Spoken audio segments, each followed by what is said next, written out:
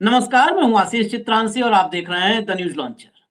31 second का video अब संसद के बाहर से आया है और मोदी जी के माननीय मंत्री का है, जिनकी जिम्मेवारी है संसद दुरुस्त चले, लोकतंत्र का मंदिर अपनी मर्यादा को न खोए, ये जिसकी जिम्मेदारी है उसी मंत्री का 31 सेकंड का वीडियो सामने आया। उस 31 सेकंड के वीडियो ने बहुत गंभीर सवाल खड़ा किया है कि राष्ट्रद्रोही कौन है, देशद्रोही कौन है। उनके शब्दों और उनके वाक्यों का अगर इशारा समझेंगे तो आप इस देश जो देशभक्ति का दौर चल रहा है ना, राष्ट्र प्रथम, राष्ट्र के लिए आहुति का दौर, राष्ट्रवाद, भाजपाई राष्ट्रवाद का दौर, संघ के सांस्कृतिक राष्ट्रवाद का दौर तार तार हो जाएगा। संसद के भीतर बिरला जी ने बोलने तो नहीं दिया राहुल गांधी को, लेकिन संसद के बाहर राहुल का जलवा नजर आया आज। और वो पत्रकार जो सरकार के पक्ष में नैरेटिव गढ़ने के लिए सवालों को ट्विस्ट करते हैं, उनको भी संसद के बाहर राहुल गांधी ने एक डोज दे दिया। आज खुराक उनको भी मिली, राहुल के साथ अखिलेश और प्रियंका भी। और आपके सामने अभी हम वो किताब भी लाएंगे जिस किताब पर विवाद है। उस किताब का थोड़ा सा इतिहास भूगोल तो समझना पड़ेगा ना। वो किताब कौन नहीं आने दे रहा है बाहर, क्यों नहीं किताब वो आ रही है, वो सब भी होगा। और सदन के बाहर, संसद के बाहर जब विपक्ष सीना ताने, 56 इंची के बजाय हो सकता है उनका 52 हो, लेकिन वो सीना ताने जब निकल रहे थे, उसी संसद से मोदी, शाह और राजनाथ सरपट, पता नहीं चला किधर से निकले और किधर गए। शुरू करता हूं किताब से ही। भैया फुल स्क्रीन दिखाइए जरा। ऊपर देखिए आप, general Manoj Mukund Naravane, former chief of army staff of the Indian army, 4 stars of destiny and autobiography. ये किताब नहीं है, पहली बात। बहुत लोग कह रहे हैं किताब, ये आत्मकथा है। हमारे देश के एक सेना प्रमुख, जिसको इस देश की राजनीति में रत्ती भर इंटरेस्ट नहीं, जिसको किसी पद का मोह नहीं था, उसकी आत्मकथा है। उस आत्मकथा को कोट नहीं करने देना सेना का असली अपमान है। अब नीचे देखिए, असली इंफॉर्मेशन नीचे है। प्रिंट लेंथ, मतलब ये नहीं है कि किताब नहीं लिखी नहीं गई। आज राजनाथ सिंह जो कह रहे हैं अभी भावुक पास चलेंगे तब कलई खुलेगी। प्रिंट लेंथ 448 पेज की ये किताब है। लैंग्वेज इंग्लिश में लिखी गई है। पब्लिशर पेंगुइन वीर, पब्लिशर सब कुछ फाइनल है। आगे देखिए, पब्लिकेशन डेट 30 अप्रैल 2024। 2023 लास्ट से इसकी बुकिंग शुरू हो गई थी। ये शायद बेस्ट सेलर बन जाती, रिकॉर्ड तोड़ती किताब, इसमें जो जो बातें थी।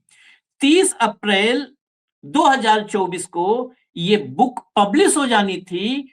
सरकार को ये जवाब देना चाहिए कि 30 अप्रैल 2024 से करीब करीब 21 महीने हो गए। 21 महीने से इस किताब की रिलीज को, पब्लिकेशन को, इसके पब्लिश होने को किसने रोका, क्यों रोका, क्या डर था?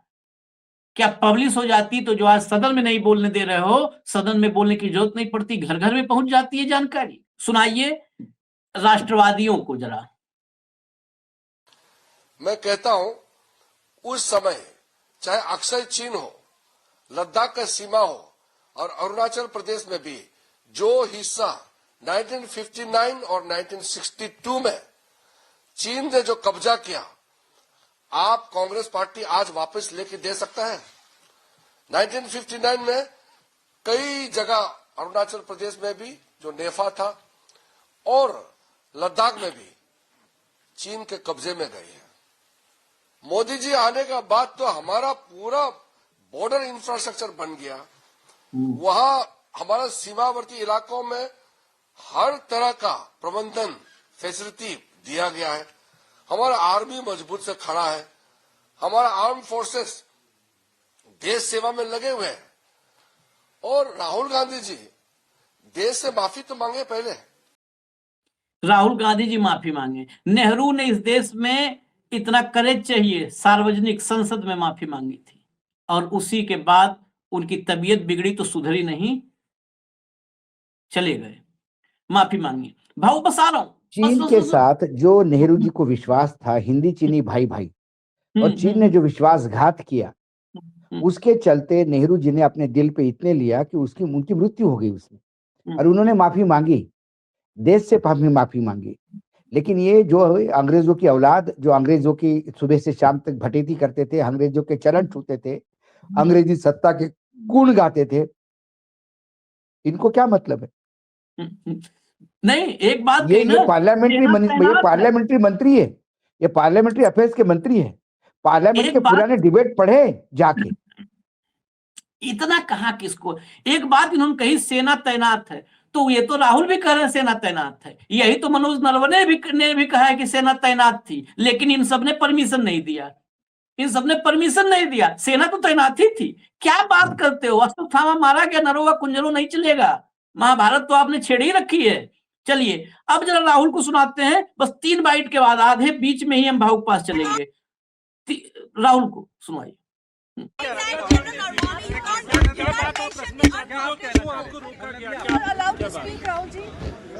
Just put this bit low. No, I'm not. मुझे बोलने नहीं दे रहे हैं, मुझे बस 2-3 लाइन बोलनी है, उसमें सब पता लग जाएगा, बट वो बोलने नहीं दे रहे हैं। मैं कह रहा हूँ कि it's a matter of national security.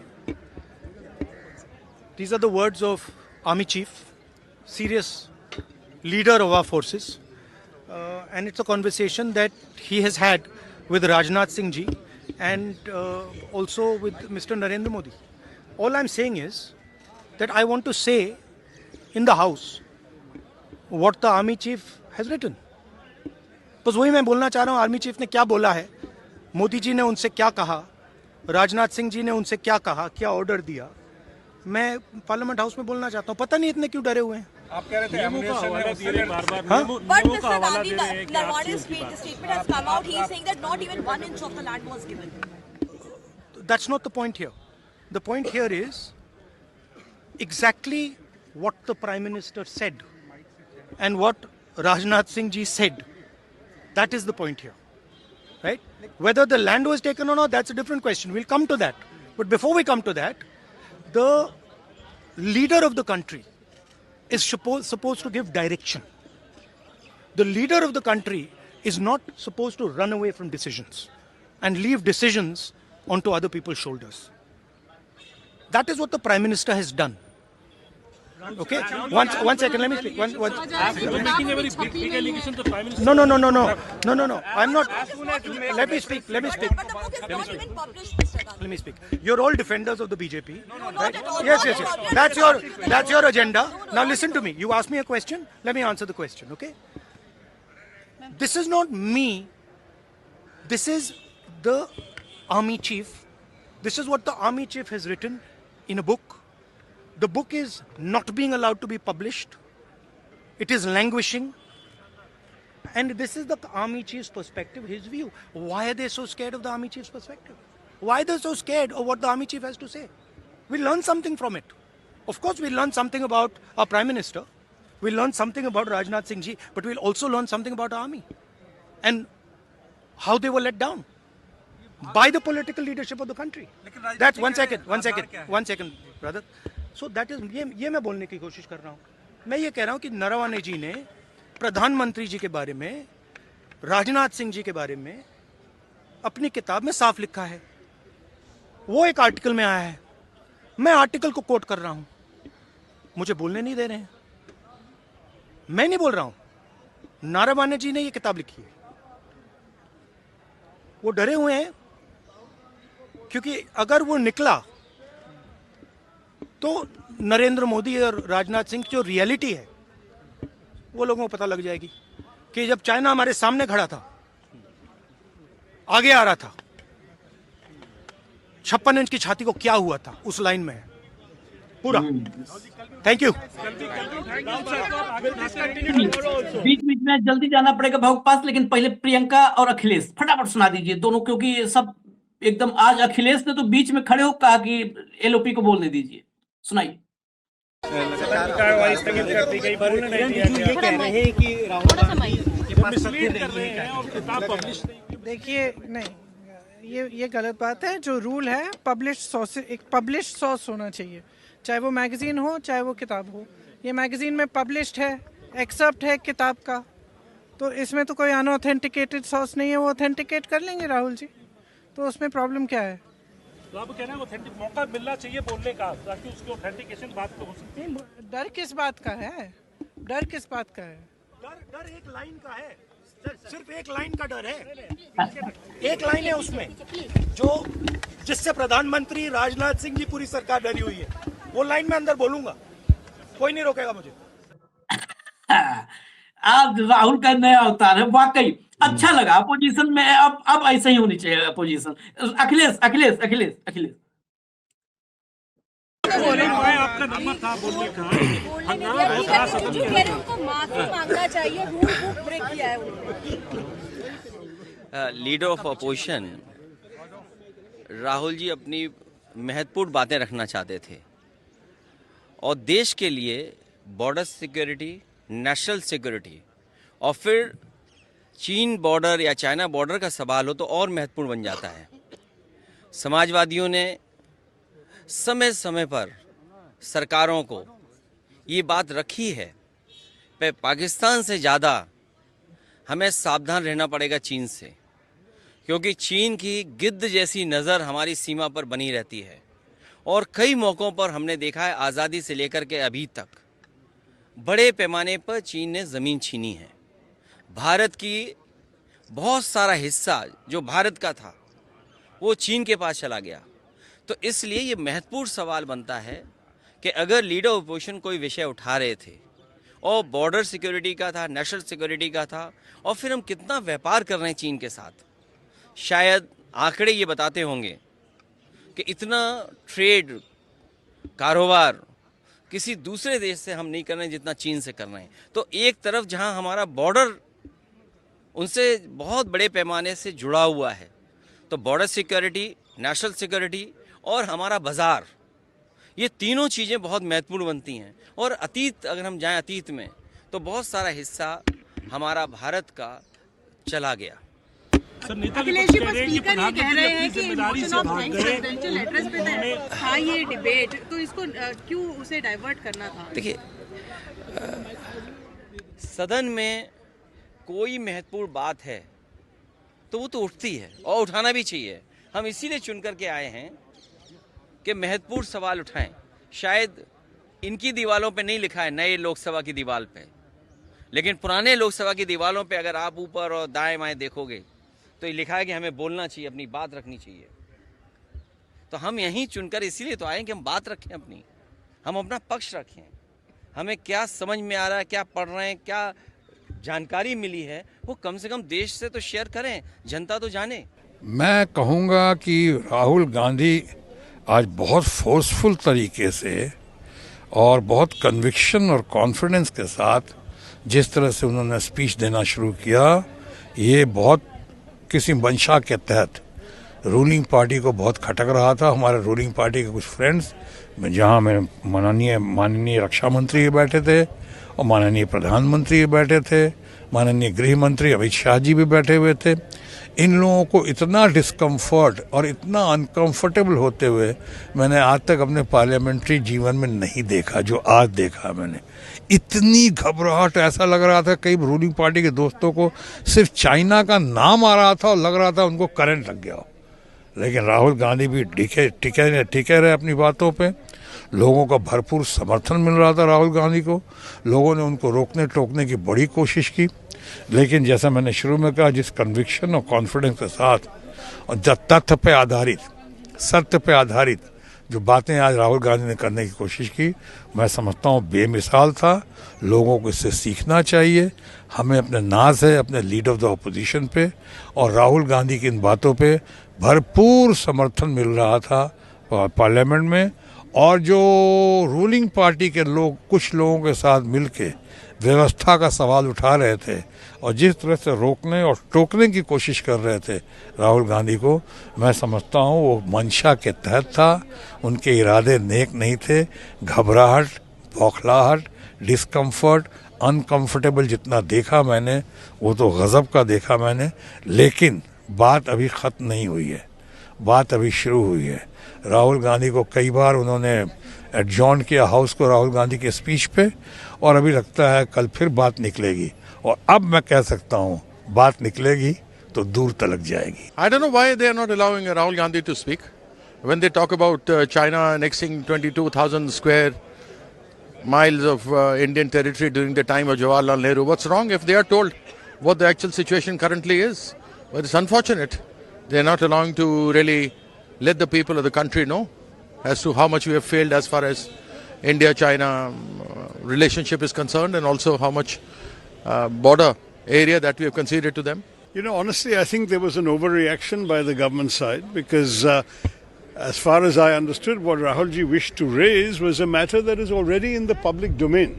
He was basing himself on a published article in the Caravan magazine, which quotes a memoir by General Naravane that is still unpublished. So the government, instead of objecting to the fact that the book has not been published, should have let him speak, because in any case, the magazine is publicly available. Anyone can read the same article that Rahulji has read. I have just read it myself. Others are reading it now. It seems to me that the overreaction of the government has needlessly paralyzed the House this afternoon. And to my mind, frankly, it would have been healthy for Parliament to have allowed the discussion to proceed, which is what Parliament is for. Defense Minister is saying that the facts were wrong. But then he can reply, no? The best answer, if the facts are wrong, is to correct the facts, not to prevent the facts from being aired. You all know this. If you say something wrong about me, and my entire effort is to stop you from saying it, you will get more publicity, more attention. Whereas if I tell you, I'm sorry, you were wrong, here are the facts, and especially this is a house of the people, you have a way of clarifying everything before the nation, you take the nation into confidence. Isn't that the right way to proceed? The government is also saying this is a totally insult of soldiers, insult of all our forces. I don't think that was his intention. He never got a chance to lay out his concerns. The article does not blame the forces or the soldiers at all. The issue is about some of the decisions or that were taken or not taken by the central government. And that clearly is what Rahulji intended to raise. But, you know, he's explaining himself. I don't need to explain him. He's talking to the media now. So we'll see what you all report. All I can say is I think the government need not have overreacted. Sir, also Mr. Kiran Rijiju said that whatever Congress did during Mr. Nehru's time, will they bring back the land? Will they answer? Well, the most important thing on this issue is that what the Congress did during the Nehruji's time was to conduct debates in Parliament. Every single day that the China War of 1962 was going on in November, there was a debate in Parliament where there was no whip. Even the government MPs were able to criticize the government and criticize Prime Minister Nehru. You remember that famous line when a Congress MP stood up, pointed at his bald head and said, "There is not a blade of hair growing on my head," just as Nehruji had said, "There is no blade of grass growing in Aksai Chin." He said, "Will you give this to China also?" I mean, this was the kind of debate that went on in our Parliament. 65 war, 71 war. There were parliament sessions going on. The parliament was briefed. The nation was taken into confidence. Why do we have a government that is afraid of discussion? It's really a pity. I think the government should not have reacted this way. They should have encouraged the discussion, clear the air, clarify things. The entire issue on China is a matter of great concern to the entire nation. Have a full discussion on China. Foreign Affairs Minister, Defense Minister, let them all speak and let the people know what's going on. Don't have a situation where everything is being brushed under the carpet. That is not healthy for our democracy. It is not healthy for the functioning of Parliament. चलिए हो गया ये भाग रहे हैं तो सब लोग बता रहे हैं, बस उन पत्रकारों को सुनिए। सारे सवाल ऐसे हैं, नियम तोड़ रहे हैं राहुल गांधी। नियम तो यही सारे बन रहे हैं कि राहुल गांधी अखिलेश यादव बोल ना पाए। भाऊ फिर आएंगे, अभी 31 सेकंड का क्लिप आपको सुनवाएंगे, तब असली आपको मतलब झटका लगेगा। लेकिन अभी किताब पब्लिश नहीं हो पाई। हमने अमेजन दिखा दिया कि कौन सा डेट कब पब्लिश होनी थी। दो बात है कि 2023 में ये किताब लिखी गई, पेंगुइन पब्लिशर है, उसने किताब लिखने का एग्रीमेंट नरवणे जी के साथ कर लिया, ठीक है। लेकिन एक अच्छे फौजी होने के नाते उन्होंने मिनिस्ट्री ऑफ डिफेंस से इसकी परमिशन मांगी। किताब पूरी उन्होंने जमा की। एक किताब पेंगुइन के पास है, एक उन्होंने एक कॉपी मिनिस्ट्री ऑफ डिफेंस पे दी। तब से मिनिस्ट्री ऑफ डिफेंस इस किताब पे बैठी है 2023 से, हम 2026 में हैं, वो परमिशन नहीं दे रहे हैं। इसमें दो चीजें हो सकती है, या तो इसमें सरकार की नाकामी छुपी हुई है जिससे सरकार डर रही है, या नरवणे गद्दार है। दोनों पक्ष में, यदि नरवणे गद्दार है तो उसका कोर्ट मार्शल होना चाहिए, और नरवणे ने यदि सही चीजें लिखी तो देश को सच्चाई जानने का अधिकार है। जिस आदमी ने अपनी जिंदगी पूरी फौज को दी, जिसने जिंदगी पे कई जगह फ्रंट पे लड़े हुए अधिकारी है, ये कोई एयर कंडीशन चेंबर में बैठने वाले अधिकारी नहीं थे। हमारे यहाँ जितने भी हमारे डिफेंस के चीफ है, ये सब फ्रंट पे लड़के आए हैं। ये 7 लाइट इन्फेंट्री बटालियन में एडमिट, मतलब पहले ज्वाइन किया था, उसके बाद राष्ट्रीय राइफल्स से का 2nd बटालियन का इन्होंने नॉर्थ ईस्ट और जम्मू कश्मीर दोनों एरिया में फ्रंट पे लड़े हैं, गोलियां झेली है शरीर पर। नरवणे नाम है उनका। इनके जैसे भगोड़े नहीं है, गाड़ी का टायर फटने पे भग जाए, बहुत फर्क है। और उनने पीड़ा लिखी है अपनी जीवनी में। नकली जीवनी क्या लिखेंगे? मगरमच्छ के साथ खेला, जहां एयरपोर्ट, जहां स्टेशन नहीं था वहां चाय बेची। हमारी फौज सच्चाई पे चलती है, धर्मनिरपेक्ष निरपेक्ष फौज है मेरी। उसने अपनी पीड़ा लिखी है। उस पीड़ा में यदि आप एक्सपोज हो जाते हैं, उसकी गलती नहीं है। उन्हें उसी किताब में, उसी चैप्टर में, उसी पन्ने पर अटल बिहारी वाजपेयी के बारे में बताया कि अटल जी क्या थे और कारगिल कैसा हुआ। उन्होंने ऐसा तो नहीं कहा कि राहुल गांधी अच्छे थे, राजीव गांधी अच्छे थे, जवाहरलाल नेहरू अच्छे थे। उन्होंने अटल जी का बखान किया है, कारगिल युद्ध का जिक्र किया है उसमें। एक आदमी कैसा फंसता है, जो काम आपको करना चाहता आप भाग जाते हैं। सही कहा राहुल गांधी ने, सब भागे हैं ये। राजनाथ सिंह ठाकुरों के नेता, कैसा ठाकुर है पता नहीं, माफ कीजिएगा मैं कभी जाति पे नहीं जाता किसी के, लेकिन ये इतना डरपोक और नीच प्रवृत्ति का डिफेंस मिनिस्टर कभी नहीं मिला होगा देश को, कि जो देश के सैन्य को, देश के सैन्य के अधिकारी पे हवा में छोड़ दे भगवान भरोसे। ये अभी धुरंधर पिक्चर आई है, सब दूर बड़े डोवाल साहब, उसमें डोवाल साहब का कैरेक्टर है एक, और बता दिया किसी देश के प्रति कितने चिंतित रहते हैं पूरे टाइम फिल्म में। ये भगोड़े निकले, फोन नहीं उठा रहे थे। यह जयशंकर, वो तो फोन नहीं उठाएंगे चीन का नाम लेके, क्योंकि वो पहले बोल दिए थे कि भैया चीन के आगे हम नहीं खड़े हो सकते, बहुत ताकतवर है। उनको फोन करना है नरवणे जी की गलती थी। क्या हो गया इन लोगों को? मैं आपको पॉइंट बाय पॉइंट बताऊंगा आशीष, जब सुनोगे तो रोंगटे खड़े हो जाएंगे आपके, और आप उस जगह पे समझोगे अपने आप को रख के कि कैसा आदमी फ्रस्ट्रेट हो गया होगा। एक तुम्हारी फौज है अपनी जो गाजर मूली के जैसे कट जाएगी यदि डिसीजन नहीं लिया तो, और जिसको डिसीजन लेना है वो आईने में देख के अपने बाल बना रहे हैं, फोन नहीं अटेंड कर रहे, ढोकला खा रहे।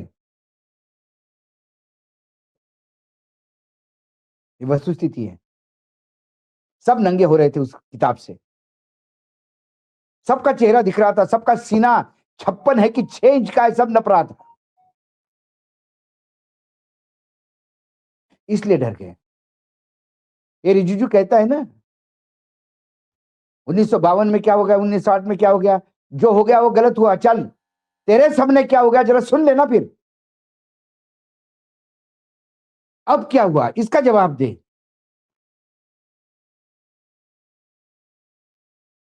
इधर उधर की बात मत कर, ये बता कि कारवा क्यों लूटा है।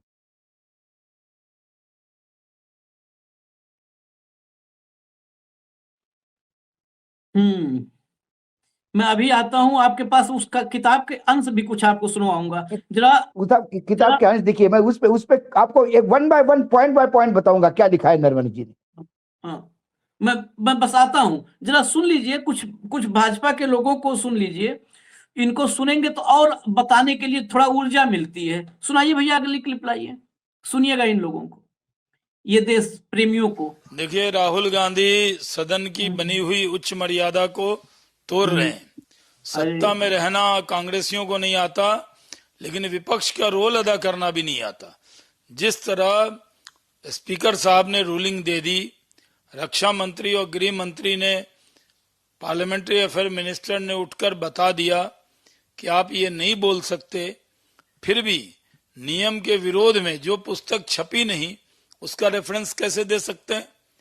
उसको कोई ऑथेंटिक बात उनकी है नहीं, वो पटल पर इसको रख नहीं सकते, वो अफवाह को बढ़ाना चाहते हैं, वो डोकलाम पर देश को, दुनिया को गुमराह करना चाहते हैं। उनके बयानों से चाइना को कैसे फायदा हो इसके लिए बयान दे रहे हैं। जब स्पीकर ने उनको मना किया फिर भी वो मानने को तैयार नहीं है। ये दुर्भाग्यपूर्ण है। जिस तरह की भाषा राहुल गांधी बोल रहे हैं, देश उन्हें कभी क्षमा नहीं करेगा। कभी नहीं, कभी नहीं। आगे सुना दो एक और इनसे भी बड़े धुरंधर, ये तो बेरोजगार हैं, एक दूसरा वाला ताकतवर धुरंधर समझिए। हम जो संसद के अंदर बोलते हैं वो संविधान की एक आर्टिकल है 105 और 105 कहता है कि हमको बोलने की आज़ादी है। उसी 105 में ये लिखा हुआ है कि कई एक चीज़ें ऐसी हैं जिसको कि स्पीकर को रूल बनाना है, लेकिन उसमें एक और जो कैच है 105 का, वो ये कहता है कि जो आर्टिकल 19 है कॉन्स्टिट्यूशन का, फ्रीडम ऑफ स्पीच, उसको सबसे पहले ध्यान में रखना है। आर्टिकल 19 का जो पॉइंट नंबर 2, 3 और 4 है, वो ये कहता है कि जहां दूसरे देशों के साथ संबंध खराब होने की बात हो,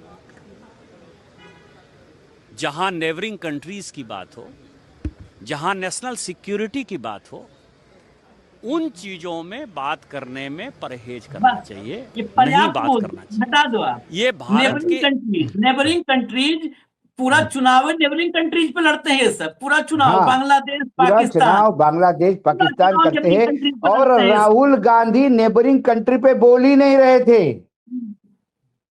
पूरा वो तो आप नरेशन जो दिखा था, रहे थे, आईना देख के। ये तो नहीं, ये तो ये बता रहे थे वो नेबरिंग कंट्री ने भी क्या पॉजिटिव लिया, ये भी मैं बताऊंगा इसी किताब में। हाँ, नेबरिंग कंट्री मदद के लिए आती है, लेकिन ये हमारे नेता भांग खा के सो गए उस दिन। मैं अभी एक क्लिप और सुना दूं, तब अब पूरा किस्सा आपसे सुनते हैं। एक क्लिप अब सुनाइए जरा। एक और क्लिप है किरण रिजिजू का, ये सुनिएगा गौर से, अंग्रेजी में है, सब दर्शक सुने, गौर से सुने। Exactly. National security is very important, so don't play with national security by speaking the language of anti-India elements. बस Don't रोक दीजिए। make the by using the language of anti-national elements, ये कह रहे हैं राहुल गांधी को कि आप देशद्रोहियों की भाषा मत इस्तेमाल करिए नेशनल सिक्योरिटी को। राहुल गांधी किसकी भाषा बोल रहे थे वहां पर? इस देश के आर्मी चीफ मनोज नरवणे की भाषा बोल रहे थे। इस देश के आर्मी चीफ ने जो लिखा है वो बोल रहे थे। तो army chief, ex army chief Manoj Naravane की भाषा क्या देशद्रोहियों की भाषा है? ये जवाब नरेंद्र मोदी को देना चाहिए। अब मुझे लगता है पूरे देश को यह सवाल पूछना चाहिए कि क्या एक्स आर्मी चीफ ने जो लिखा है वो देशद्रोही है क्या मनोज नरवणे? ये कह रहे हैं ना कि एंटी नेशनल एलिमेंट्स की लैंग्वेज नहीं इस्तेमाल करनी चाहिए। ये लैंग्वेज तो भाऊ मनोज नरवणे की लैंग्वेज है? ये सी जिनपिंग की तो लैंग्वेज है नहीं, ये हु जिनताओ की लैंग्वेज तो है नहीं, ये माओ से तुंग की लैंग्वेज तो है नहीं, न शहबाज की है, न मुनीर की लैंग्वेज है। ये हमारे प्राउड, हमारे गर्व मनोज नरवणे की लैंग्वेज है। उसको बता रहा है कि एंटी नेशनल लैंग्वेज, लोगों की लैंग्वेज इस्तेमाल न करें। अब आप बताइए, अब आपके हवाले। देखिए, जो चैप्टर छपे हैं, जो छपा है, मैं उसमें कोई अपना ऐड सब्सट्रैक्ट नहीं करता हूं। अंग्रेजी में है, उसको हिंदी में लाने का प्रयास करता हूं। और एक स्टोरी टेलिंग जैसा नरवणे साहब ने बहुत बढ़िया लिखा है। आप पहला पैराग्राफ पढ़ना छोड़िए, आप पूरी किताब पढ़े बगैर नहीं रहेंगे, वाकई बेस्ट सेलर होती। इतना बढ़िया लिखा है उन्होंने। उन्होंने कहा कि 8:15 पर रात को लेफ्टिनेंट जनरल योगेश जोशी, जो chief of Indian army northern command, ने उनको फोन किया 31 अगस्त 2020 को कि 4 टैंक पीछे इन्फेंट्री की एक बटालियन, मतलब एक सपोर्टेड सिस्टम के साथ रिचिला के तरफ बढ़ रहा है। रिचिला ये ऊपर टीले पे था, नीचे से ऊपर बढ़ रहा है। ईस्टर्न लद्दाख की बात है, जो रिचिला कुछ घंटे पहले भारत ने अपना पोस्ट वहां खड़ा किया था। उन्हें कहा कि मुझे टैंक आते हुए दिखाई दे रहे हैं, साथ में सपोर्टिंग मामला। ये 8:15 में शाम को, रात को। उसके बाद उन्होंने तुरंत, जो नरवणे साहब है, उन्होंने तुरंत पहले राजनाथ जी को फोन किया, अजीत डोवाल को फोन किया, जो हमारे देश के सुरक्षा एडवाइजर है यानी से। उसके बाद सीडीएस बिपिन रावत को फोन किया, जयशंकर को फोन किया। और ये सभी को फोन करके एक ही बात बोल रहे थे कि सर ऐसी ऐसी सिचुएशन है, अब मेरे लिए ऑर्डर क्या है। उनके तरफ से कोई ऑर्डर नहीं आया। यहां मिनट इंपॉर्टेंट था, क्योंकि फायर करना नहीं करना ये ऑर्डर के बगैर नहीं कर सकते। जोशी जी ने दूसरा फोन किया, योगेश जोशी लेफ्टिनेंट जनरल ने, 9:10 पे रात को, और फिर कहा कि साहब ये बहुत नजदीक आ रहे हैं। नरवणे जी थोड़ी देर इंतजार करे, क्या करे समझ में नहीं आ रहा था। फिर रात को 9:25 पर राजनाथ सिंह को फोन किया। राजनाथ सिंह की तरफ से कोई जवाब नहीं, चुप, सुन लिया, क्या ऑर्डर है, फोन रख दिया। इसी बीच 9:25-30 पर जो चाइनीज कमांडर थे, चीनी आर्मी के कमांडर थे, मेजर जनरल लिउ लिन ने मैसेज भेजा नरवणे साहब को, क्योंकि हम दोनों को भी रुक जाना चाहिए। क्योंकि जब दूसरी बार फोन आया तो इन्होंने एक हवा में एक फायर करते हैं कि जो एक पूरा एक लाइट का गोला जाके बॉर्डर पे गिरता है, उससे उस लाइट में जो आसपास की चीजें दिखने लगती है। उसको दो चीजों के लिए फायर किया जाता है। एक तो कोई पोजीशन मूवमेंट है वो दिखता है, और दूसरा सामने वाले आर्मी को वार्निंग फाइट है कि हम देख रहे हैं आपको, आप औकात में रहिए।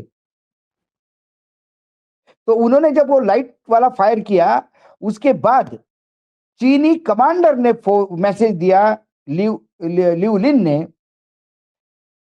कि दोनों तरफ से मुझे लगता है कि हमको मीटिंग करनी चाहिए, हम रुक जाते हैं, यदि आप चाहे तो हम दोनों मीटिंग करते हैं, दोनों लेवल पे मीटिंग कर लेंगे। फिर 10 बजे इसके लिए उन्होंने फोन किया राजनाथ को कि अब तो चीनी कमांडर ने मैसेज भेजा है, आप बताइए क्या करना है।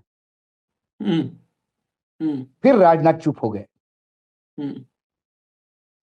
10 बजे बाद उसी टाइम पे जैसे ही फोन रखा, उनको फिर जोशी का फोन आया कि चीनी लोगों ने जो रुके थे फिर चढ़ाई शुरू कर दी है, और बहुत नजदीक आ रहा है, क्या करें। ये लोग फोन नहीं उठा रहे, 8:30 से लेके लगातार मैसेजिंग, 8:15 से लेके 8:15 से 10 बज गए रात को। इनके तरफ से कोई मूवमेंट नहीं, कोई डिमांड नहीं, ये जितने भी है भंग खा के सो गए। उसके बाद 10 बजे मैंने एक अपने रिस्क पे कहा कि मीडियम रेंज की आर्टिलरी फायरिंग यदि रेडी रखो, वो हम फायर कर सकते हैं। तब नरवणे आगे लिखते हैं कि पाकिस्तान बॉर्डर पे तो हम ये फायर कर सकते हैं, हमने लोकल कमांडर्स को अधिकार दिए हैं कि जरा भी कुछ मूवमेंट हो तो आप फायर कर दे, और रोज सैकड़ों राउंड फायर होते हैं, उधर से भी फायर होते हैं, वो कोई बड़ी बात नहीं। लेकिन चीन के तरफ ऐसा आदेश नहीं है। चीन के तरफ क्लियर कट आदेश है, जब तक ऊपर से आदेश नहीं होगा तब तक आप फायरिंग ओपन नहीं कर सकते। लेकिन फिर क्या करें, अपने फौज को मरने दे, तो कम से कम एक लाइट फायरिंग करे तो कम से कम उससे रुक जाए। मैंने वो भी नहीं कहा, मैंने कहा तैयार रहो लाइट फायरिंग के लिए अपने लेवल पे। फिर मैंने राजनाथ सिंह जी को फिर फोन किया, फिर राजनाथ सिंह जी का मतलब 10 साढ़े 10 बजे फोन किया होगा। फिर राजनाथ सिंह जी का फोन आया कि जरा रुको मैं पूछता हूं। तब राजनाथ सिंह ने हिम्मत करके प्रधानमंत्री नरेंद्र मोदी जी को पूछा। प्रधानमंत्री मोदी जी ने जो उनको कहा वही राजनाथ सिंह जी ने उनको कहा। जो 2 शब्दों में था वो ये थे, जो आपको लगे उचित, जो आपको उचित लगे कर लीजिए। नरवणे साहब के पैरों की जमीन खिसक गई। इसलिए नहीं कि वो डर गए थे, वो शॉक्ड थे कि जो डिसीजन पॉलिटिकल इलेक्टेड लीडरशिप को लेनी है वो मेरे गले क्यों डाल रहे हैं। आगे उन्होंने कहा कि मैं एक सैन्य सेनापति था, मुझे मालूम था, मुझे देश की भी चिंता करनी है, मुझे ग्लोबल सिनेरियो भी देखना होता है। कोविड पीक पे था, सप्लाई चेन इफेक्टेड थी, हम चीन के साथ लड़ रहे थे जिनकी सप्लाई चेन जबरदस्त स्ट्रांग होती है। ऐसे में यदि ये हमने फायर ओपन किया और ये लंबे समय तक चला या फुल फ्लेज युद्ध में शुरू हो गया तो क्या हम ग्लोबल सप्लाई ले पाएंगे? पूरा ग्लोब कोविड से लड़ रहा है। दूसरी बात, जैसे ही ये फ्रंट चालू हो जाएगा, पाकिस्तान वहां से फ्रंट चालू करेगा, उसके लिए हमारी क्या तैयारी है? ये सारी बातें मुझे आकलन करनी थी। चंद मिनटों में जो काम पॉलिटिकल लीडरशिप का था वो मेरे कंधे पे ढोल दिया और मुझे बहुत बुरा लग रहा था कि मुझे ही सोचना पड़ रहा है देश में इकोनॉमिक स्थिति क्या है, मुझे सोचना पड़ रहा है कि सप्लाई लाइन का क्या होगा, मुझे सोचना पड़ रहा है कि पाकिस्तान फ्रंट खोला तो क्या होगा, मुझे ये सोचना पड़ रहा है कि ग्लोबल लोग हमारा कितना साथ देंगे नहीं देंगे, सारे मंत्रालय मैं ही देखूं। तब उन्होंने कहा कि कारगिल के समय तो ऐसा नहीं हुआ था, कारगिल के समय तो सिर्फ आदेश होते थे और प्रधानमंत्री कार्यालय से होते थे। वहां committee on India defence committee होती थी, एक मिनिस्ट्रीज का डिफेंस का कमिटी होता है, उसमें 2-3 बड़े मंत्री रहते हैं। हाँ। उसमें finance minister, external affair minister, defence minister, home minister, हाँ, 5 लोग होते हैं सिक्योरिटी के लिए, कमिटी ऑन सिक्योरिटी। वो तय करती है, फिर वो सीडीएस को आदेश देती है कि आप करो। हमें तो आदेश का पालन करना, युद्ध करना या नहीं करना, युद्ध का आदेश मिलने के बाद वो जीत के लिए करना, ये हमारी जान की बाजी लगा के करेंगे। लेकिन युद्ध करना कि नहीं करना ये किसका काम है? ये इलेक्टेड पॉलिटिकल सिस्टम का काम है, जो अटल जी ने बाखूबी करा था। और इस बार मुझे बोला गया कि जो आपको उचित लगे सो करें।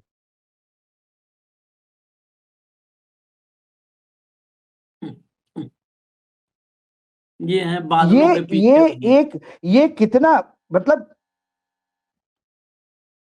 ये कितना मेरे लिए डिफिकल्ट हो गया था।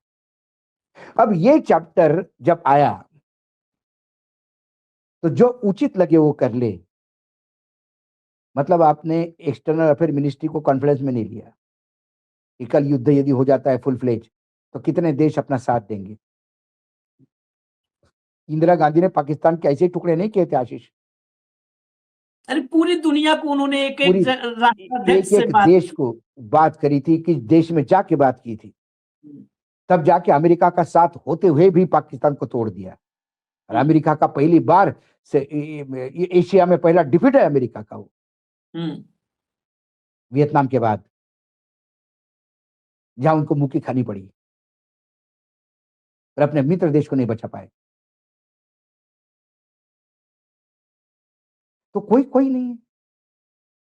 उन्हें कहा कि भाई इंदिरा गांधी ने भी कमांड, लेकिन इंदिरा गांधी ने उस टाइम पे युद्ध करने के लिए सारी चीजें जब सिक्योर कर दी थी, तब जनरल मानेकशॉ को कहा था, फील्ड मार्शल मानेकशॉ को, कि अब लड़ो आप, अब हम तैयार हैं, पीछे जो चाहिए आपको तैयार है।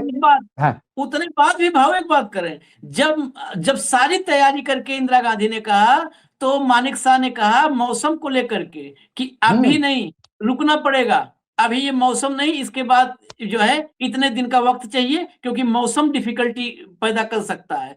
तो इंदिरा गांधी ने फिर उनके बात को भी वो किया कि हाँ, अगर ये आपका ये पॉइंट वैलिड है तो चलो इसको अब इस डेट पे करो। तभी जाकर के दिसंबर में गए, कहने का दिसंबर में मतलब ये है कि एक कोऑर्डिनेशन होता है। मतलब कितना 8:15 से 10:15 तक 2 घंटे भारतीय फौज लावारिस पड़ी हुई थी, कोई इंस्ट्रक्शन नहीं। क्या कर रहा था हमारे देश का प्रधानमंत्री? ढोकला खा रहा था? क्या कर रहा था जयशंकर? गाने सुन रहा था? राजनाथ सिंह जी क्या कर रहे थे? हाथ घुमा रहे थे? चीन अरे, चीन चीन चीन। राजनाथ सिंह जी को जितनी बार नरवणे साहब ने फोन किया, आज उससे ज्यादा बार राहुल को रोकने के लिए खड़े हुए, नहीं राहुल को खड़े मत हो बोलने गए। दीजिए, नहीं जितने बोलने दीजिए, तत्परता नहीं से बोलने दीजिए। जितने तत्परता से अपनी कलाई खुल जाएगी इस डर से खड़े हो गए, उतनी तत्परता यदि नरवानी जी के फोन पे जब बता दे होते तो आज आपकी जय जयकार होती। हाँ, एक आध डिफेंस मिनिस्टर गाड़ी लेकर प्रधानमंत्री के घर जाता सीधा कि मेरी फौज पे टैंक चल के आ रहे गुरुजी, क्या करें? आदेश देना होगा। ये सब बड़े मुश्किल से तो डायल हुआ होगा नंबर, इनसे क्या फोन करेंगे। खैर, यही सच है।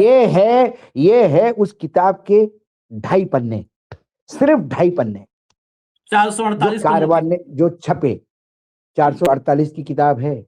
448 की किताब पे हर पन्ने पे इनके कपड़े उतरेंगे। उसमें अग्निवीर का भी जिक्र है। दूसरी ये बात कहते हैं कि हमने कैरवान को हम विश्वसनीय नहीं मानते। तो क्या कभी नरवणे साहब ने कैरवान के छपे हुए चीजों को गलत बोला? क्या कारवान में छपे हुए पोर्शन को नरवणे साहब ने खंडन किया? और यदि नहीं खंडन किया, इसका मतलब नरवणे साहब मानते हैं कि जो लिखा वो छपा है। जो लिखा और छपा, और अगर सब झूठे हैं भाऊ तो कर दो पब्लिश, किताब पब्लिश कर दो। तो और बता दो राहुल गांधी झूठ बोल रहा है, बता दो राहुल गांधी झूठ बोल रहा है। ऐसा हवा में बात मत करो। शशि थरूर, हमें इजाजत दीजिए, सबको सुनिए आप लोग। धन्यवाद भाऊ, बहुत बहुत धन्यवाद।